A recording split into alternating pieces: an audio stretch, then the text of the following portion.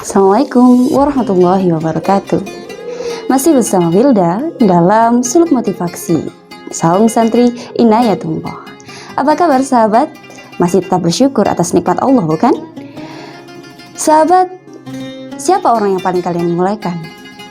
Dan mengapa kalian memuliakan orang tersebut?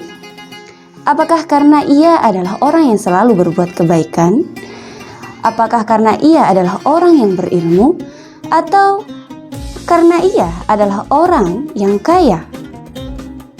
Mari kita renungkan makalah dari sahabat Umar bin Khattab radhiyallahu an.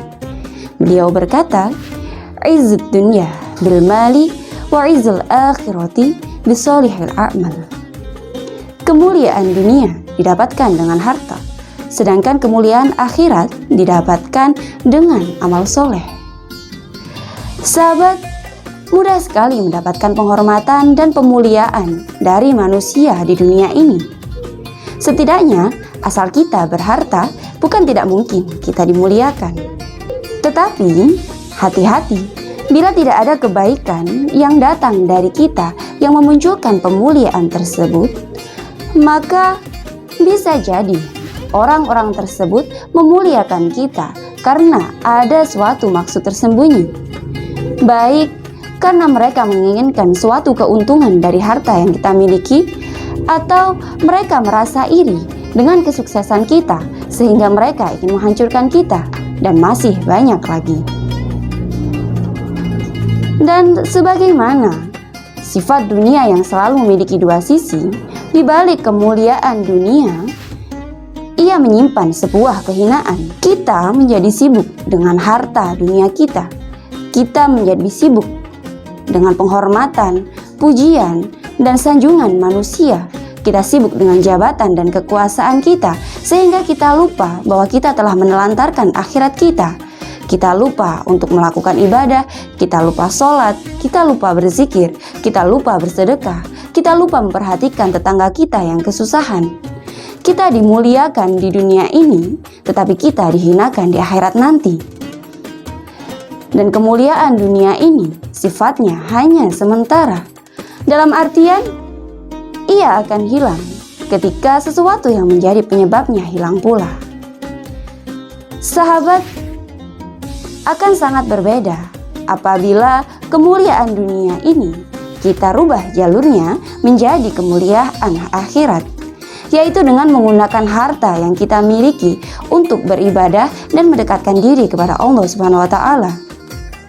Kita gunakan ia untuk menyantuni anak yatim, untuk membantu fakir miskin, untuk membangun masjid, atau amal-amal lain yang berhubungan dengan harta.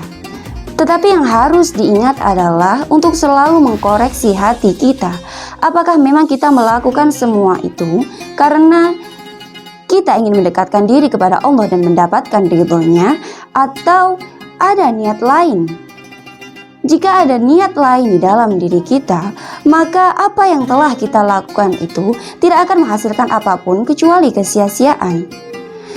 Kita semua tentu tahu betapa telitinya Allah terhadap perbuatan hamba-hambanya. Sebagaimana yang disebutkan dalam suatu hadis panjang yang diriwayatkan oleh Abu Hurairah radhiyallahu an tentang seorang syahid, orang kaya, dan seorang penghafal Al-Quran yang pada akhirnya masuk neraka karena ada niat lain di dalam hatinya. Si syahid tersebut ingin disebut sebagai pemberani, orang kaya tersebut berbagi karena ingin disebut dermawan, dan penghafal Al-Quran tersebut hanya ingin disebut qori. Sahabat, ada banyak hal yang akan kita dapatkan bila kita mengejar kemuliaan akhirat. Dan yang paling indah adalah ketika Allah pada akhirnya mencintai kita. Dan setelah Allah mencintai kita, Allah akan memerintahkan seluruh makhluk yang ada di langit dan di bumi untuk mencintai kita. Jelas berbanding terbalik bila kita mengejar kemuliaan dunia. Apa yang kita dapatkan hanyalah kelelahan demi kelelahan. Mengapa? Karena kita akan terus meminta lebih, lagi dan lagi tanpa pernah berhenti.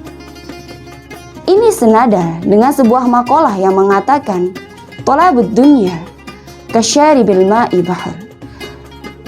kullama isdada syarban isdada atishan. Orang yang mencari dunia layaknya orang yang meminum air laut.